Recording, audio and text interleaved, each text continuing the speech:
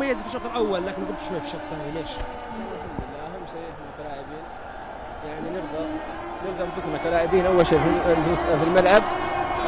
اهم شيء نظهر بالمستوى المطلوب في الشوطين. الفوز والهزيمه علم عند الله، لكن اهم شيء نرضي نفسنا ونرضي جمهورنا ونرضي ادارتنا، والفوز بيد الله والحمد لله. هذا اجتهادات وان شاء الله من هنا الى احسن باذن الله. ممكن نقول احمد ان الهلال تميز من الناحيه اليسرى عند غياب الفريق النصراوي من الناحيه اليسرى، ضغط الهلال من الناحيه اليسرى. لا احنا كان ضغطنا كله يمين ويسار واختراقات من نصف الدفاع والحمد لله. الهلال يواصل مسلسل التميز من خلال هذه المباراة، هل سيكون مسلسل أيضا أحمد الفريدي يتميز في هذه المباراة ومن قبلها من المباراة، ما السر؟ والله الحمد لله أحمد أو غير أحمد أهم شيء زي ما قلت لك نظهر كفريق كلنا مستوى واحد. أحمد ياسر سوالح أهم شيء نظهر مستوى واحد. نعم شكرا لك أحمد.